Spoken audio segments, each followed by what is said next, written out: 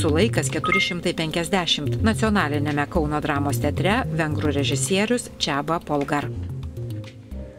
Can you introduce yourself in Hungarian? In Hungarian. Okay, of course. That's the easiest. No. Jó napot kívánok, Polgár Csaba vagyok, színész és rendező. Budapesten az Örkény István Színházban dolgozom, és most először dolgozok Litvániában és Kaunasban, és Ibsen Peras Giuntas című darabját rendezem, illetve hát azon dolgozunk, és szeptember 19-én lesz a bemutató. What could Peras Giuntas tell a man in these days? Why you moved him to Šilaine? Šilaine? Okay.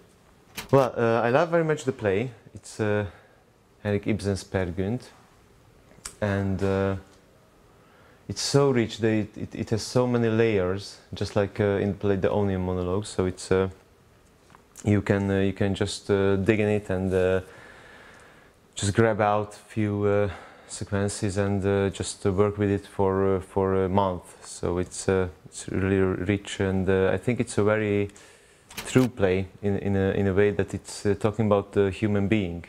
What does it mean being a human, and what does it mean that we have to take the responsibility in our life, or should we just run away from responsibility? That's one of the main questions of the play, I think. I mean, for me. And of course, the other main question that what does it mean being yourself? Should we just chase after this question to find an answer, or should we just pay attention, try to feel other people, and then try to find our place in the world or in our small societies? In the works Satire, Psychology and Symbolism, do Lithuanians have a sense of humor? Well, I hope so. I had an impression that, yeah, we had a kind of common humor, sense of humor. Maybe it's because of the historical reasons, I don't know. I had an impression that here in Lithuania people can understand sarcasmus, which I think in Hungary it's very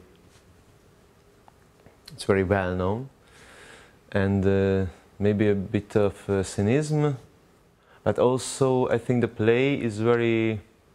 So of course it's quite cynical, because Ibsen was not in the best shape, so to say, when he wrote it, and he was really a bit angry of the people in Norway.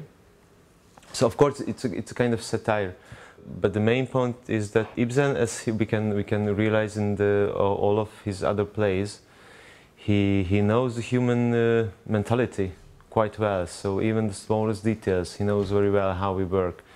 And I like that kind of humor which he uses, that actually it's a kind of mirror for us, that we really behave like the same.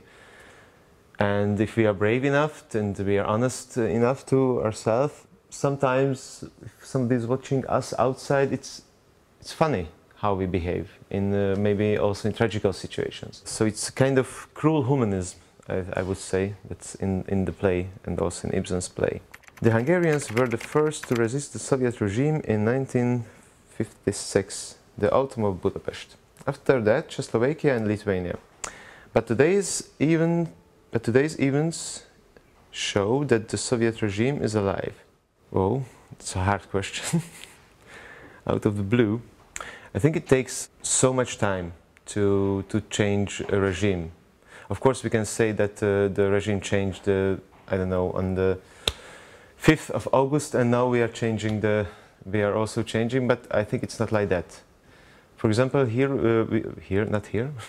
there in Hungary, I think we still not at the end of the changes. So we are still cannot believe that we can manage democracy, and also maybe it's a connection. Is it okay with the sound? Should we stop? Is it good? Okay. So I have the feeling that people who grew up in the regime, and maybe their children, and I also was born in that regime. So of course it was hard, but still there was a father above us who told us what to do, and we didn't have to decide what to do. We can discuss it in a pub. We can discuss about in the flat, that we could say that it's so stupid, it's so, I could do it in a better way, and it's of course it's dictator. But still, people didn't have to take the responsibility. And in democracy you have to understand that it's not only about getting, it's also about giving. So you have to work for it, you have to pay attention, you have to think about, you have to think in a longer term. Just like when we are talking about the earth and the climate catastrophe. That it's not about that, okay, tomorrow it's going to be better if we just throw away all the plastic bags. Maybe it needs 50 years, but we have to start it somewhere. So that's how I wouldn't say that the regime is coming back. I think human nature doesn't really change. But my mother, do you remember her song? Not really. I'm from the countryside in Hungary. So I was living together with my mother, with my father and my grandparents. They don't really have one song, or they didn't, sorry.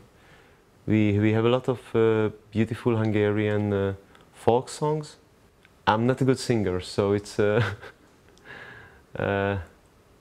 okay, but you always have it? Really? Oh, Jesus Christ, okay. Okay. So it's a song about that I'm walking on the street of sorrow. Utca, utca, bánat, utca, bánat, utca. Bánatkővel van kirakva. Valahányszor végig megyek rajta, szikrát vet a csizmám sarka. Kis angyalom, kirugom a két szemedet, elittad az egész nyári kereseted. Keresetem, nem sajnálom, szerettelek, csak azt bánom. That's it.